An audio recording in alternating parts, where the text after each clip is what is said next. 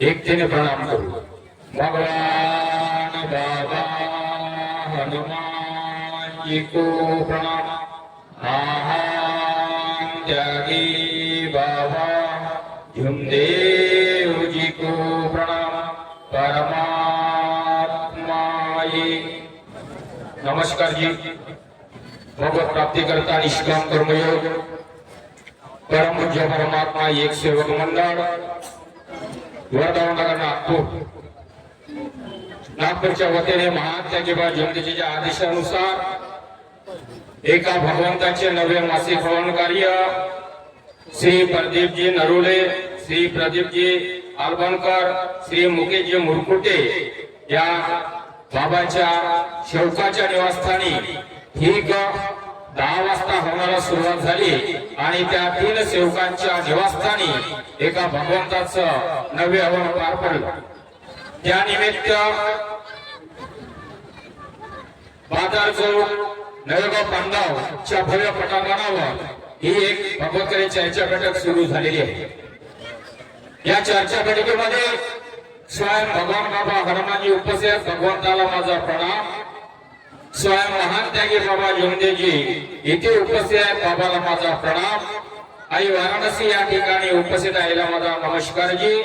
आणि या चर्चा बैठकीचे उपाध्यक्ष माझे पितृतुल्य माननीय श्री यादवरावजी पराते साहेब, मार्गदर्शक चंद्रपूर साहेबांना माझा नमस्कार जी।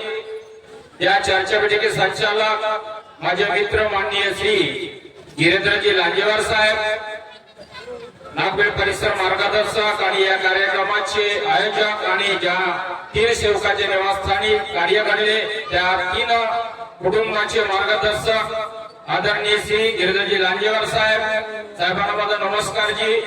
व्हिडिओ भावी सदरीला मंच आणि मंचावर उपस्थित परमपूज्य परमात्मा एक सेवक मंडळाचे मार्गदर्शक, व्यवस्थापक समिती शाखा चंद्रपूरचे पदाधिकारी, ज्येष्ठ सेवक सेविका आणि वेळ आणि काम बाजूला सर्व या भगवत कार्याला जुळणारे महान त्यागी सेवक सेविका बालसेवक या सर्वांना माझा आदरपूर्वक नमस्कार जी।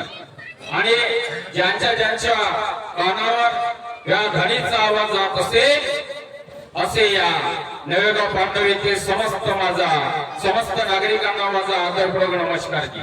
मित्रांनो, ना धर्म बघितला, ना जाती बघितली, ना पैसा बघितला, ना मराठी बघितली, दुःखी कष्टी मानवाच्या साठी तत्व शब्द नियमाच्या गाठी साधी राहा निवान, उच्च विचारात क्रांती असे माझे महान त्यागी बाबा जमदेवजी।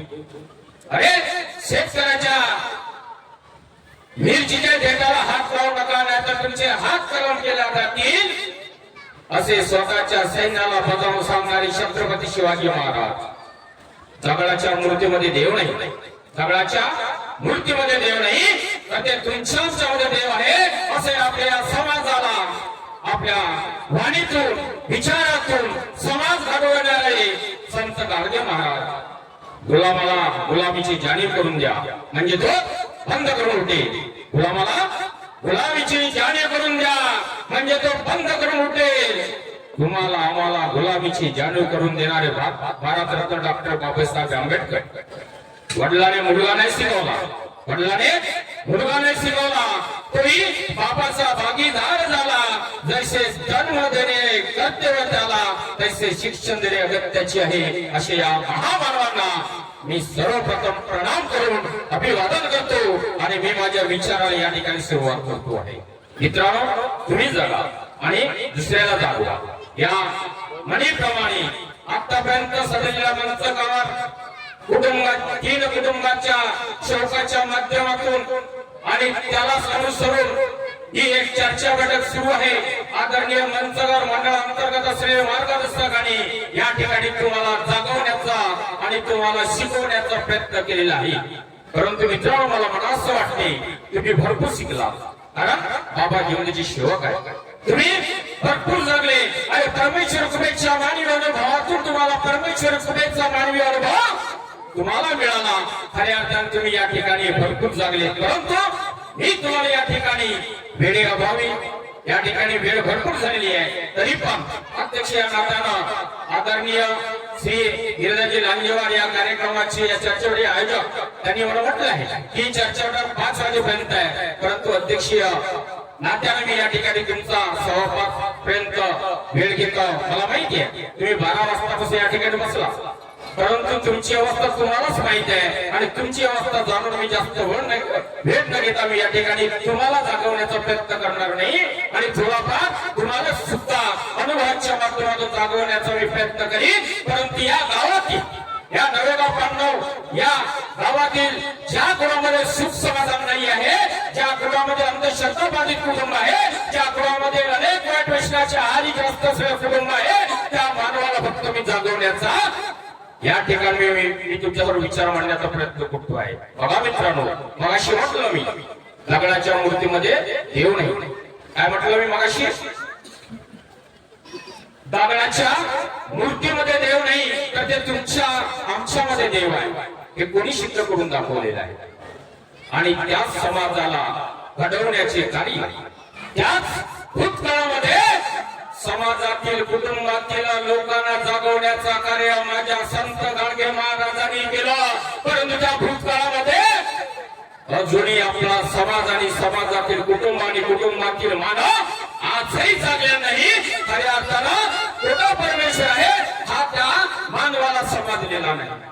मित्रांनो, माझ्या महान त्यागी भाऊ जुंडजींनी तुम्हाला जागवलं. कशाच्या माध्यमातून? दगडाच्या मूर्तीच्या माध्यमातून जागवला नाहीये. प्रत्येक मानवामध्ये परमेश्वर आहे आणि फक्त सजीवामध्ये परमेश्वर आहे, तो म्हणजे तुमच्या आमच्यामध्ये परमेश्वर आहे, म्हणजे आपला आत्मा हाच परमात्मा.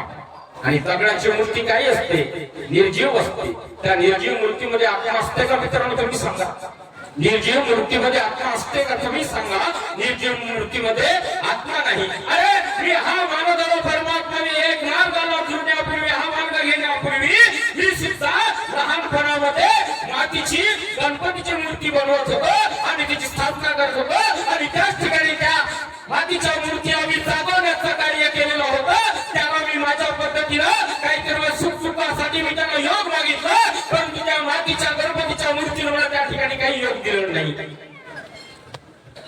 आणि त्याच वेळेला मी लहान असताना दगडाच्या मूर्तीला सुद्धा मी शेंदूर माखलेला होता आणि त्या ठिकाणी त्या मूर्तीला नारळ सुद्धा फोडलेला होता, परंतु त्या दगडाच्या मूर्तीनं मला सुद्धा त्या ठिकाणी योग दिलेलं नाही. मग दगडाच्या मूर्तीमध्ये देव आहे का? अरे संत गाडगे महाराजांनी त्या समाजाला जागवण्याचं काम केलं, परंतु आजही हा समाज अंधकारमय जीवन जगण्याचं काम करीत आहे. मला सांगा मित्रांनो, यापूर्वी सतीयुगातला रामायण महाभारत होऊन गेला आणि रामायण महाभारत आपण तुम्ही आम्ही टीव्हीवर बघतो ना. आपण टीव्हीवर का बघितलं आपण यापूर्वी? हजारो वर्षापूर्वीचा आता 2000 वर्षापूर्वीचा तो रामायण महाभारत घडून गेला. हा सतीयुग आहे. या सतीयुगातील मानवाने त्याची ध्वनिफीत त्याची व्हिडिओ करून आपणच मानव त्या ठिकाणी राम झालो, शंकर झालो, रावण झालो, सर्व काही देव झालो. पण त्या ठिकाणी काम करत असताना तुम्ही आम्ही काम केलेले आहोत. त्या ध्वनीच्या माध्यमातून त्या व्हिडिओच्या माध्यमातून टीव्हीवर आपण रामायण महाभारत बघितलं आणि रामायण महाभारत बघत असताना त्या ठिकाणी तुम्हाला फक्त देव दिसला, त्या ठिकाणी तुम्हाला दानव दिसले. मग त्या ठिकाणी मानव गेला होता कोणी साहेब? आदरणीय मनसो तुम्हाला मी प्रश्न करतो, त्या ठिकाणी मानव गेला होता कुठं? रामायण महाभारत सुरू होता तेव्हा फक्त देव आणि दानव होता. देव म्हणजे पण तुम्हाला माहित आहे, 5 पांडव ते देव होऊन गेले. राम देव होऊन गेला रामायणातला.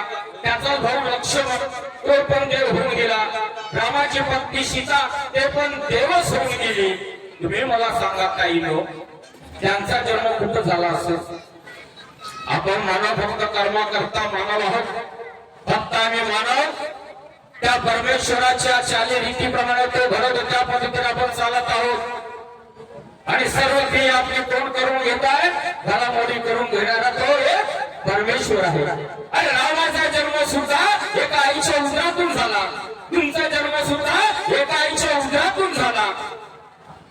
त्या परमेश्वराने रामाला या ठिकाणी परमेश्वराच्या रूपात जन्माला घातला आणि त्या परमेश्वराने त्या रामाला म्हटलं की या सृष्टीवर तू जा आणि जे अनिती असत्य अमर्यादा जी चालू आहे त्यावर तू मात कर. आणि राम सत्य मर्यादा पुरुषोत्तम होता. आणि आज कलियुग त्याच आईच्या उदरातून जन्माला आलेल्या रामाची आपण आज पूजा करत होतो आणि त्या माध्यमातून आपण या कलियुगामध्ये रामाला देव मानतो.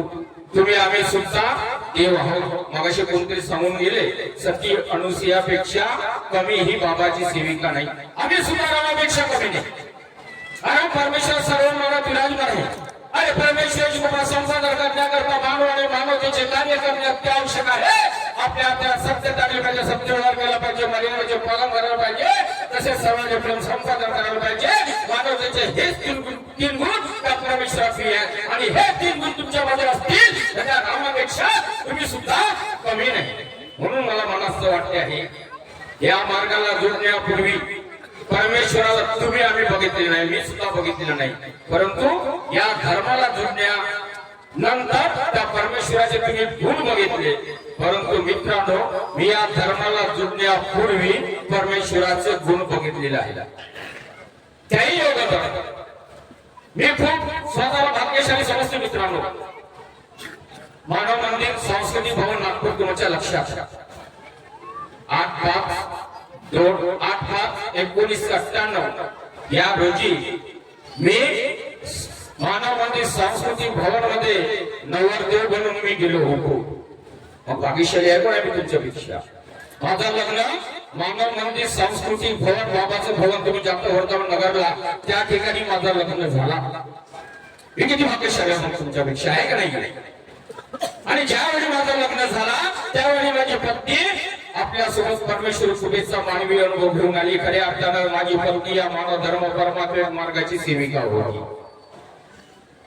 आणि ती आपल्या सोबत जेव्हा ते पुस्तक घेऊन आली तेव्हा ते आपल्या सोबत एका परमेश्वराला तिचा आत्मशक्तीच्या परमेश्वराला जोडलेला होता. तिची आत्मीयता त्या परमेश्वराला जोडली होती. खऱ्या अर्थाने ते आपल्या सोबत त्या परमेश्वराला माझ्या घरी घेऊन आली. अशा वेळी मी अनेकांमध्ये असताना आता मी तुम्हाला सांगत नाही शिका आणि दुसऱ्या शिकवा या म्हणीप्रमाणे आतापर्यंत त्यांना जागवलं, आता तुम्हाला मी जागवण्याचा प्रयत्न करतो. परमेश्वर शुभेच्छा मानवी अनुभव घेऊन आली. खऱ्या अर्थानं आपल्या सोबत त्या परमेश्वराला घेऊन आली. लग्न झालं, मला एक मुलगी झाली. मी अनेकांमध्ये मी मार्ग घेतलेला नव्हता. दुसऱ्यांदा माझी पत्नीला दिवस गेलेले होते आणि डिलिव्हरीची वेळ यायची होती. तरी पण मी माझ्या पत्नीला माझं गाव माझा जन्मगाव आहे मुक्काम पोस्ट पार्टी तालुका जिल्हा गडचिरोली येथील रहिवासी आहे. व्यवसायाच्या माध्यमातून मी तालुका कुरखेडा कडवे या गावामध्ये राहिलो. मग माझी पत्नीला मला पाठवायचं होतं. दिवस उजळला, अंघोळ झाली आणि काही क्षणातच तुम्हाला जास्त माहिती आहे यांना एकही माहित नाही. ज्यावेळी बाईची डिलिव्हरीची क्रिया सुरू होती त्यावेळेला तिच्या ओटी पोटामध्ये आणि कमरेमध्ये त्रास होती. तुम्हाला नाही माहित आहे या गोष्टी, फक्त क्रिया करतात त्यांना जाणीव आहे. परंतु काही माझ्या पत्नीच्या ओटी पोटामध्ये आणि कमरेमध्ये कसलाही त्रास आहे आणि अचानक तिला रक्तस्राव सुरू झाला आणि एवढी जागा त्या ठिकाणी रक्ताने मापली गेली. म्हणतात वैद्याचा मुलगा गांडूळ खाऊ मेला. कारण मी वैद्यकीय व्यवसाय करणारा एक डॉक्टर माझ्याजवळ निरुपाय. मग एका ताईला आणि एका सिस्टरला बोलवून घेतलं. माझ्या पत्नीला आम्ही पलंगावर झोपवलं घरीच निवासस्थानी. आणि पहिली मुलगी झाली जाता तेव्हा माझ्या पत्नीचा सीझर झालेला होता नागपूरला. वर्धमान नगरला सीझर झालेला होता, प्रभा हॉस्पिटल वर्धमान नगर. तर माझ्या पत्नीला आम्ही झोपवलं. मी इंजेक्शन आणि एक सलाईन लावली, क्रिया सुरू केली आणि तपासाअंती माझ्या अशा लक्षात आलं दादा की ज्या माझ्या पत्नीच्या पोटामध्ये गर्भ होता तो गर्भ त्या क्षणी त्या वेळेला त्याच ठिकाणी मेलेला होता. मेला होता तो गर्भ माझ्या पत्नीच्या पोटामधला. मग तुम्हाला माहिती आहे, तुम्हाला जरूर माहिती आहे एखाद्या स्त्रीच्या पोटामध्ये मेलेला गर्भ असेल तर त्याला सरते शेवटी बाहेर काढायची क्रिया करायची म्हटलं तर काय असतं शस्त्रक्रिया. तुम्ही इंग्रजीमध्ये बोलता शिजर, हे जास्त इंग्रजीमध्ये बोलतात शिजर, शिजर करावा लागतो. पण आमच्या प्रयत्न सुरू आणि आम्ही बोट टाकून काढण्याचा प्रयत्न केला. शिस्तर आणि माझा प्रयत्न बोट टाकून काढण्याचा प्रयत्न केला आणि माझ्या पत्नीला त्या भगवंताची आठवण झाली. तो दृश्य आजही आहे आणि सांगत असताना माझं मन भरून येते. तो दृश्य आजही माझ्या डोळ्यासमोर आहे. माझ्या पत्नीला त्या एका भगवंताची सेवा केली होती आणि फक्त नवरी म्हणून माझी अर्धांगिनी, माझी जीवनसाथी म्हणून फक्त माझ्या सोबत होती आणि मी या धर्माचा सेवक नव्हतो. या मार्गामध्ये मी बिलकुलच नव्हतो. मला आठवण आहे जेव्हा तिला त्रास जाणवू लागला तेव्हा ती माझी पत्नी त्या भगवंताला आवाज मारते, अरे हे भगवान बाबा हनुमानजी, एवढा मोठा कठीण प्रसंग तू माझ्यावर आणून ठेवलेला आहेस आणि या कठीण प्रसंगातून मात करणार फक्त तू एक परमेश्वर आहेस. मला कोणत्या प्रकारचा त्रास होता, माझ्या पोटामध्ये वेलेला गर्भ बाहेर काढणार फक्त तू आहेस, तू फक्त बाहेर काढू शकतेस म्हणून त्या परमेश्वर तिला आवाज दिला. गेला काही वेळ परमेश्वर तिच्या आवाजावर धावून आला नाही. परत आमचे शक्तीचे प्रयत्न सुरू.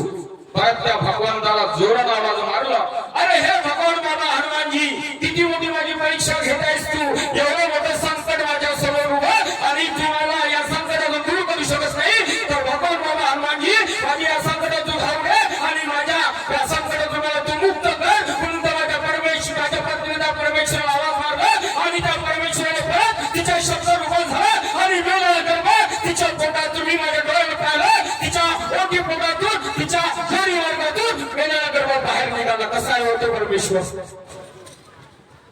जिथं या बाबाची सेविका नाही आहे, नव्हती ती त्या वेळेला.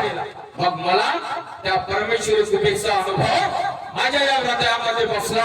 काही वर्ष जाऊ गेलो. आताच काहीतरी 2 मार्गदर्शक या ठिकाणी म्हटलं होतं, या मार्गामध्ये जुडणारा कोणताही सेवक दुःखी नाही. तो काहीतरी दुःख घेऊन धर्माला जुडतो. आदरणीय वंचाला माझी विनंती आहे, दुःख येऊन गेला तो, कारण हा मास्टर बघा शरीर हा नश्वर शरीर आहे आणि नश्वर शरीराला विकार आहे. येऊन गेला दुःख. पण साहेब, मी ज्या दिवशी या धर्माला जुळलो त्या दिवशी माझ्या कुटुंबात कोणतेच प्रकारचे दुःख नव्हते. फक्त माझी मनाची आत्मीयता एकच बनली, आजपासून भविष्य काळामध्ये माझ्या आणि माझ्या कुटुंबातील सर्व लोकांना सुख समाधान शांती मिळाली पाहिजे म्हणून मी हा संदेश घेऊन या मार्गाला, या धर्माला जुळलो. आणि म्हणून माझी एक आत्मीयता सांगतो. 5 मिनिटं परत बाकी आहे तुमच्यासाठी, तुम्हाला जागवण्यासाठी. मी अजून परत तुम्हाला सांगतो, बाबांनी आपल्याला 4 तत्व दिले आहेत. त्या 4 तत्वापैकी 2 तत्व बाबाची आहेत. परमात्मा एक आणि मर्यादी भगवत नाम परमेश्वराला वचन दिलं, बरोबर आहे. आणि त्या वचनावर तो परमेश्वर आनंदित झाला आणि परमेश्वराने सुद्धा बाबा 2 वचन दिला, दुःखदारी दूर करते उतार आणि इच्छा अनुसार भोजन. अरे तुमची आत्मीयता त्या परमेश्वराप्रती 4 तत्वाच्या अगोदर माझ्या महान देव जीवनाने छोटासा महिना दिलाय भगवत प्राप्ती करी. मग तुम्हाला भगवत प्राप्ती करायचे 4 तत्व या उरासी या मनाशी तुम्हाला म्हणायचं. मी दुसरा तत्व कशा कोणत्या पद्धतीने बघतो मित्रांनो, मर्याजे, जोरानं सांगा ना, मला आवाज नाही आला तुमचा. मर्याजे भगवत नामपट. मी या मार्गाला जुडल्यानंतर माझी आत्मीयता त्या परमेश्वराप्रती अशी ठेवली. तसं महान देव जीवनाने एका परमेश्वराची प्राप्ती केली तेव्हा कुटुंबातल्या सर्व लोकांना बाबांनी म्हटलं की माझ्या पत्नीचा आणि मुलाचा सांभाळ करा. म्हटलं ना, त्याच पद्धतीनं मी या मंत्रावर आजही वचन देतो. भूतकाळामध्ये वचन दिलं, भविष्य काळामध्ये सुद्धा मी वचन देईन. मी माझ्या या हारमासराच्या भरलेल्या शरीराचा कोणताही विचार न करता, मी माझ्या पत्नीचा आणि मुलाचा विचार न करता मर्याजे भगवत नाम पर हा दुसरा तत्व माझ्या मुलाशी बाळगून परमपूज्य परमात्मा एक सेवक मंडळ नागपूर अंतर्गत भूभारतीय भगवत कार्यामध्ये रक्तदान आणि घेण्याची जी गाडी येत असते त्या ठिकाणी मी मर्याजे भगवत नाम करून मी त्या ठिकाणी रक्तदान करीन. आणि आजपर्यंत मी 25 तारखेपर्यंत भगवंताच्या भगवत कार्याप्रसंगी 21 वेळा मी रक्तदान करून आलेलो आहोत. 25 तारखेलाच मी 21 वेळा रक्तदान केलेलं आहे. अशा पद्धतीने मी हा दुसरा तत्व मनाशी बाळगतो आणि इच्छानुसार भोजन परत सांगतो. थोडक्यात माझं लग्न झालं, एक मुलगी झाली, एक अभाषण होऊन गेला, तिसऱ्यांदा मी मार्गामध्ये होतो. मला एक मुलगी होती. माझ्या त्यागाचे कार्य दिनांक महिन्याच्या 3 तारखेला सुरू होणार होते. माझं ठरलेलं होतं, नियोजन माझ्या मार्गाच्या सोबत झालेलं होतं. हे स्पष्ट या ठिकाणी स्पष्ट बोलतो, कारण सर्व क्रिया मानव जातीच्या नरणारी लागू आहे, कुणीही वाईट समजू नये. 25 तारखेला माझ्या पत्नीला मासिक पाळी आली. 25 ते 30 तारखेपर्यंत शारीरिक स्त्री पुरुष शारीरिक संबंध बंद असत आला, तेवढे मात्र सत्य. आणि 1 तारीख आणि 2 तारीख माझ्याकडे उपलब्ध होती, त्या दिवशी शारीरिक संबंध घडून आले. 3 तारखेपासून त्यागाच्या कार्याची ज्योत माझ्या निवासस्थानी लागली. त्यागाच्या कार्यामध्ये ब्रह्मचर्य व्रत पाळणे हा आपल्याला बंद करायला माझ्या महान तेगबा जीवनाची दिलेला आहे. मग 3 तारखेपासून परमेश्वराने मी योग मागितला की मला माझ्या कुटुंबाचा वारसदार म्हणून मला मुलगाच पाहिजे आहे, आणि याच महिन्यामध्ये याच त्यागाच्या कार्यामध्ये माझ्या पत्नीला पाणी आली नाही पाहिजे, आणि याच महिन्यामध्ये माझ्या पत्नीला दिवस गेले पाहिजे असं भगवंताला मी 3 तारखेपासून योग मागणं सुरू केलं. 25 तारीख आली. 25 तारखेला मासिक पाळी नाही आली, आणि 2-3 दिवस गेल्यानंतर मी लग्नाची तपासणी केली. पॉझिटिव्ह रिपोर्ट आहे का आपल्या जगामध्ये एवढं मोठं शास्त्रज्ञ आहे. एखाद्या मानवाचं हृदय झोड बाजूला काढतात, परत त्याच हृदयाला त्याच ठिकाणी ठेवून माणसाला जिवंत करतात. पण असा कोणता तरी विद्वान डॉक्टर आहे का? एखाद्या स्त्री किंवा पुरुषाचा 2 दिवस फक्त शारीरिक संबंध झाले आणि त्याच महिन्यामध्ये त्या पत्नीला दिवस गेले पाहिजे असं कोणता तरी डॉक्टर विद्वान आहे का या जगामध्ये? बिलकुल नाही. परंतु जो करता करता परमेश्वर आहे, त्या परमेश्वराने योग मागितलं, आणि 25 तारखेला माझ्या पत्नी मासिक पाळी आली नाही, आणि त्याच महिन्यामध्ये माझ्या पत्नीला दिवस गेले, महिने गेले. डिलिव्हरी माझ्या निवासस्थानी मी करण्याचा प्रयत्न केला. 25/4/2006 ची गोष्ट. परमेश्वर माझ्या घरी आहे म्हटलं, परमेश्वराने दिला तर परमेश्वराने चांगल्या पद्धतीने तो दान तिच्या आईच्या सूत्रातून बाहेर काढला अशी माझी आत्मीयता. परमेश्वराच्या नावानं अगरबत्ती कापूर लावला, विनंती केली, आणि परमेश्वर सांगितलं तू दिला तसं तू बाहेर काढ आणि मुलगा जन्माला दे असं म्हटलं. सलाईन इंजेक्शन लावली, सुरू केलं माझ्या निवासस्थानी सुरू केलं, आणि काही वेळातच 12 वाजता कीर्तन दिलं, आणि 12 वाजून 55 मिनिटांच्या गोंडस्वर बाहेर निघाला. जसा बाहेर निघाला दादा तसा मी त्याच्या लिंगाकडे बघितलं. लिंग बघतो पुरुषाचा. कसा आहे हो भगवान? मी म्हटलं ना, याच महिन्यामध्ये मला 15 दिवस गेले पाहिजे, आणि मला मुलगा जन्माला आला पाहिजे. अशा पद्धतीने मला त्या परमेश्वराने इच्छानुसार भोजन दिलं, आणि खरोखरच 14 झाले. 1 मिनिट बाकी राहिला. बोलत असताना माझ्या हातून मी एक मानव, माझ्या कुटुंबातील सर्व सदस्य मानव आहे, आणि मानव म्हटल्यानंतर बोलताना चालताना वागताना सत्य मला तो शब्द नियमानुसार चुकतो. मी सुद्धा चुकलो, माझे कुटुंबात सर्वजण चुकले. आज सुद्धा या मंत्राला काहीतरी बोलत असताना मी चुकलो. पुढे या सर्व घडलेल्या चुकाबद्दल मी भगवत चर्चा बैठकीमध्ये भगवान बाबा आम्हाला क्षमा क्षमा करावी, महान किंवा जीवनाला क्षमा करावी, वाराणसी यायला सुद्धा मी क्षमा करावी. आदरणीय मंच, या परिसरातील मार्गदर्शक, या बैठकीचे उपाध्यक्ष, या सर्वांनी क्षमा, आणि इथे लाभलेल्या विचाराला मी विराम देतो. सर्वांना माझा आदरपूर्वक नमस्कार जी.